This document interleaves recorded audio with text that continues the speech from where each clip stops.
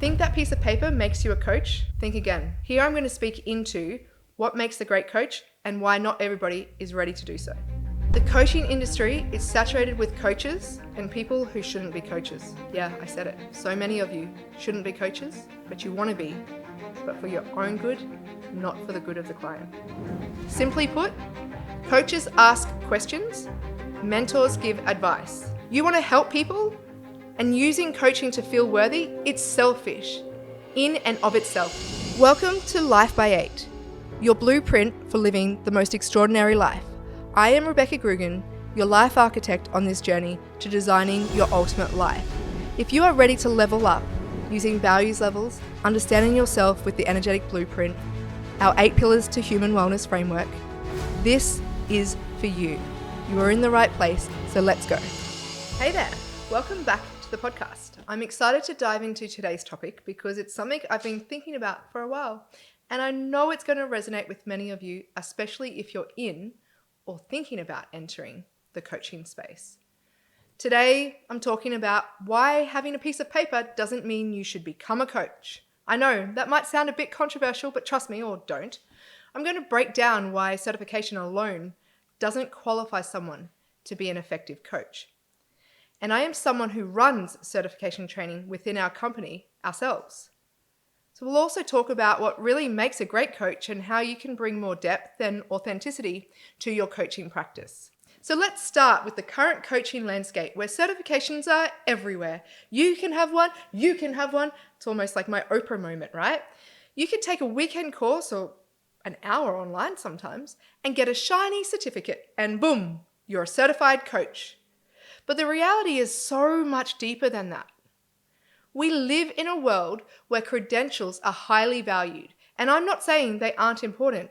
However, we've got to recognize that certifications are only one part of the equation.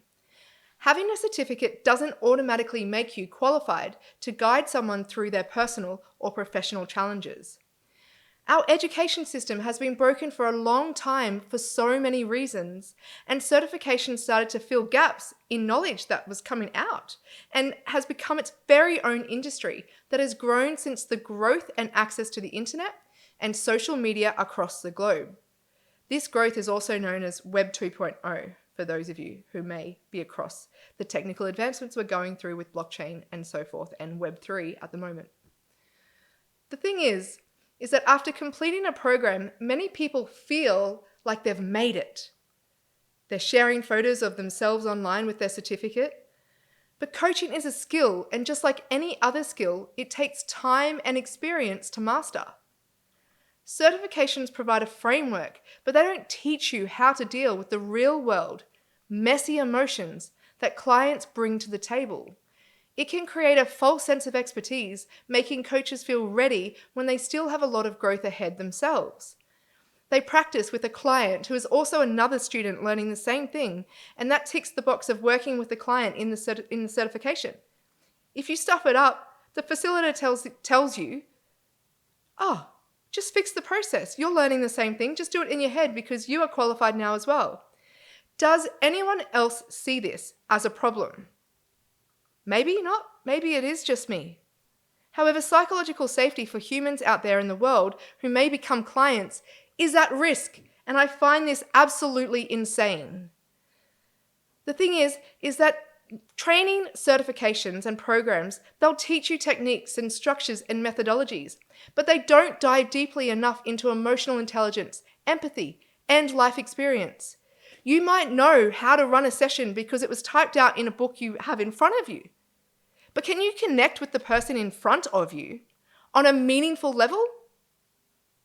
You read from a script that is designed as a mass-produced way to meet the needs of people, and yet when it doesn't work or stick, who takes the responsibility? Not the training organization that the certification came from, and in this industry, a lot of coaches don't either. Blaming the client and telling them to take responsibility? No, this is not okay and it has to change. And that's the difference between technical knowledge and true coaching ability. The rapport, the experience, the ability to see and connect dots, and to ask questions, not just give advice, especially advice on something you've never experienced or seen around you. It's actually dangerous. There are coaches making situations worse for their clients than better. And I've had this experience. I have had to have these conversations. I have worked with clients and I've seen the aftermath of the psychological breakdowns that happen after sessions, even after they've been in rooms getting their certification.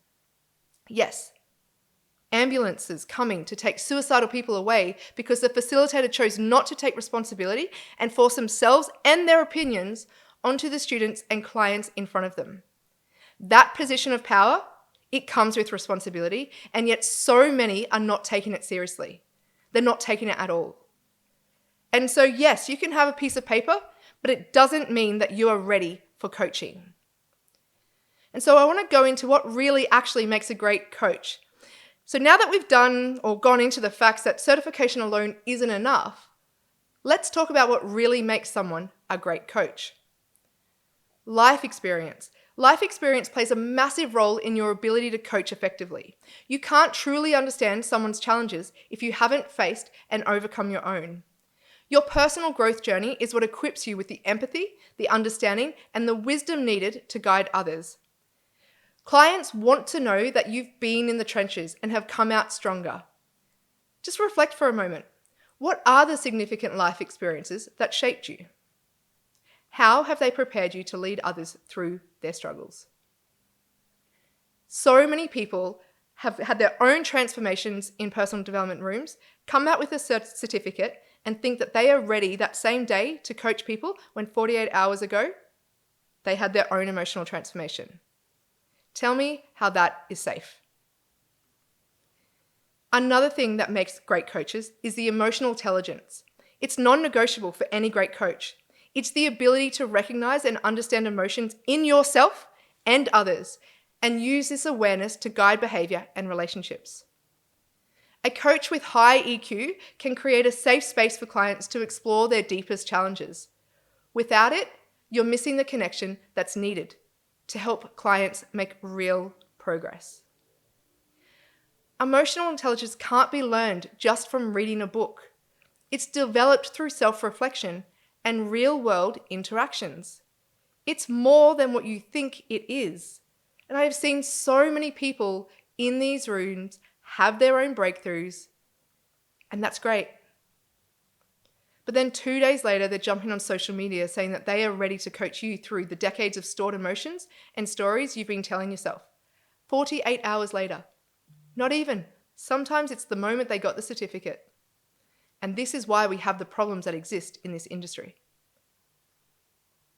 As a coach, no two clients are the same, and no two coaching sessions should be either. A great coach knows how to adapt their approach based on the individual in front of them.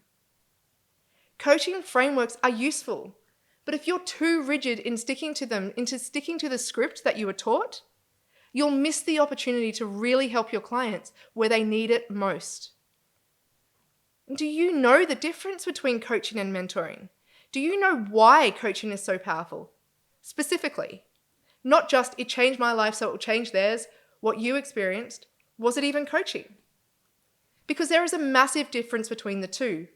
And I've had conversations with over 100 coaches who were never taught the difference. The distinction between coaching and mentoring primarily lies in their focus, approach, and the nature of the relationship with the client. Coaching is generally performance-driven, aimed at enhancing specific skills, behaviors, or competencies within a defined time frame. It often centers around helping the individual achieve concrete goals, navigate challenges, or increase effectiveness, especially in the context of work or personal development. Coaching focuses on measurable outcomes and personal accountability, often utilizing frameworks like GROW or SMART goals, if you've heard of that. And for us here at Life by 8, we have our framework. Mentoring, on the other hand, is development-driven, focusing on the overall growth and holistic development of the individual. A mentor offers advice, wisdom, and guidance from their own experience, supporting the mentee's long-term professional and personal growth without the immediate pressure of goal attainment. The relationship is more informal and often extends over a longer period, usually emphasizing over a career trajectory. The thing is, right, is that knowing the difference between these two makes a huge difference in your approach to the client and how great you are at what you do. You see, in coaching, the coach may not necessarily have expertise in the client's field. Instead, the coach's expertise lies in facilitation, questioning, and feedback. Coaches help clients unlock their potential through powerful questions, reflection, and action planning, often staying detached from the content of the client's expertise, but working instead on how rather than the what. Whereas a mentor typically has significant experience and knowledge in the mentee's field. The mentor shares insights, networks, and strategies from their career, offering direct advice and solutions based on their own experiences. Mentors act as role models and often take a more directive approach, sharing lessons learned rather than focusing on eliciting the answers from the mentee themselves. Simply put, coaches ask questions, mentors give advice. And as a coach, your goal is not to become best friends with your clients, and your client's success is not for you to use for your own external validation. You want to help people, and using coaching to feel worthy, it's selfish in and of itself. However, that is a big conversation for another day. And so I want to discuss the dangers of relying too heavily on that piece of paper and how it can actually harm both you and your client. It gives you this false sense of security. Having that certificate might make you feel like you've reached a certain level of competence. But real coaching starts when you engage with clients and work through their unique challenges. The certification can sometimes give a false sense of security, leading to missed opportunities for your own personal growth and development in your craft of coaching. And when coaches enter the profession without the necessary emotional resilience, burnout can happen quickly. Coaching can be emotionally taxing, especially if you're dealing with clients going through major life changes or trauma, and you have only just done that work yourself. Without ongoing self-care and growth, new coaches can feel overwhelmed and burnt out, yet they'll still take money from clients even though they know they can't serve them. And here's where the stakes actually are higher. If you're not fully equipped to handle the emotional and psychological needs of your client, you might end up doing more harm than good. Clients look to coaches for guidance, support, and transformation. And if you're not ready to provide that, you can risk leaving them feeling stuck or disillusioned with the process. And I've seen this myself. And worse, you can leave them in psychological situations that they can't cope with. And they are worse than before they started with you. This happens all the time. The piece of paper doesn't give you permission to go and fuck up people's lives for your own ego. And I understand that everyone has to start somewhere. It doesn't mean it's the day you receive a piece of paper. It's in the real work. Now I want to shift our focus to what it actually takes to be a great coach, beyond the certifications and training. Before you can guide others through their personal growth, you need to have done your own inner work. You may have heard of the saying, you can only take a client as deep as you've gone yourself. And this means addressing your own limiting beliefs, healing your own past traumas, and building self-awareness. Coaches who haven't done this work risk projecting their own issues onto their clients. And the best coaches are those who are constantly evolving themselves. However, I do want to say here, this doesn't mean you always have to have a coach yourself. This is a sales tactic used in the industry where coaches are only making their money from coaching other coaches on how to coach coaches. Danielle Ryan is a YouTuber who has a lot to say on this subject, and much of the research she has done into this is so on point that it actually pisses off a number of coaches across the world. And it's because she's speaking truth into this pyramid scheme of how people are talking about, I'm a coach that earns 7 figures, but what they're not talking about is they're not actually coaching people. They're coaching coaches to learn how to coach other coaches. That is exactly what a pyramid scheme is. And one of the best ways to grow as a coach is through mentorship. Learning from more experienced coaches, It can give you invaluable insight into the nuances of working with people. Beyond mentorship, real-world practice is crucial, and you learn more from working with actual clients than you do from any course or certification program.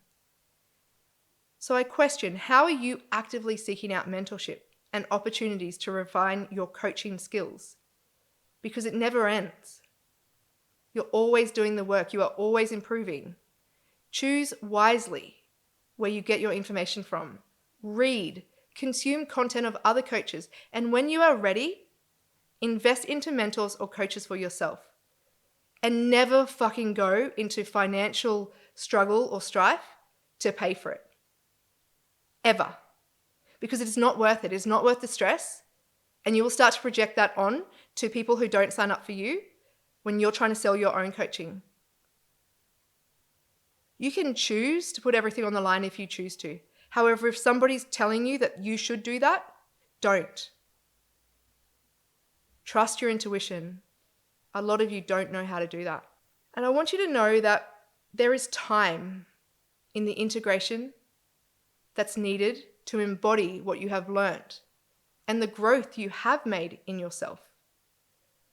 That continuous learning, as I said earlier, coaching is a lifelong journey.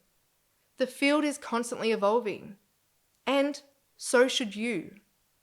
Whether it's deepening your knowledge in psychology or studying new coaching techniques or learning about the latest research in personal development, staying curious and committed to growth is what separates great coaches from average ones. Not all great coaches had to spend 6 figures to become great coaches. I truly didn't. I'm pretty fucking awesome at what I do, but that is because of the life experience I've had. That is because of the decades of work that I've done on myself.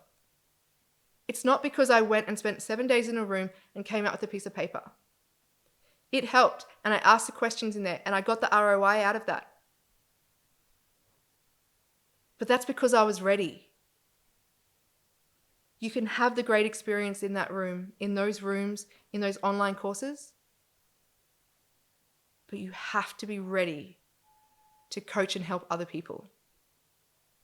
And don't lie to yourself, and don't let other people tell you otherwise. You will know. If you're forcing something, you are ignoring something. Finally, I want to talk about one of the most critical components of coaching that no certification can teach, and that's authenticity. Be real, not perfect. Clients don't need you to be perfect. They need you to be real. Being authentic with your clients builds trust and allows for deeper connections. Share your own struggles and growth with your clients. It shows them that you're human, and that personal growth is a lifelong journey for everyone, including coaches.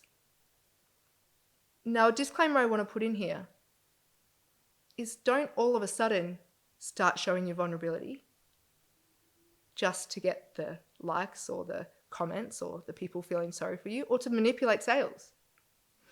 Because that's what's happening at the moment. You've gone people who've gone all about hustle, and now all of a sudden the marketing that they're doing is all about the soft girl approach, the softness and the vulnerability. If you really pay attention, you can actually tell what's authentic and what's not, and you know it. Service over ego. Coaching is not about you. It's about serving your clients. Let go of the need to be seen. Let go of the need to be seen as the expert and focus on helping your clients find their own path. The more you release the ego, the more effective you'll be at helping others transform. It has and never was been about you. You, your ego, made it about you. So who should consider becoming a coach? Firstly, I am not God, and the should is my opinion only. I too get to be wrong, and you get to decide for yourself what is right and what is wrong if that's what you need to do. However, in my opinion, individuals, if you are truly passionate about helping others grow and your self-worth isn't attached to that growth, and you have a heart for service, coaching might be for you. You see, coaching, it's a calling. It's not just a career. It's not just an easy way to make money and where you can work from anywhere in the world. It is a calling. It is a purpose. And you have to be considered. You have to commit to your own personal growth. Coaching others while neglecting your own journey is unsustainable and ineffective, and it limits the growth of your clients because they cannot have that growth themselves if you aren't growing too. Stop taking people's money because it's easy. Start doing the real work, the deep work, and it never ends. And if you are excited about that continuous learning, adapting and evolving and that change, both in your coaching practice and your personal life, you are likely to make a great coach. And remember, that piece of paper is just the beginning. Coaching is a lifelong commitment to growth for both you and your clients. Thank you for joining me today. I hope this episode gave you some valuable insight into what it really takes to be an effective coach. If you're thinking about entering the coaching world, wanting to find a coach for you, or if you're already a coach looking to deepen your practice, I would love to hear from you. Comment below, DM us on our socials. Feel free to reach out or join me in our Life 8 community, where we dive deeper into coaching, leadership, and personal development. And until next time, keep growing, keep learning, and remember that real transformation begins with authenticity, not just a piece of paper.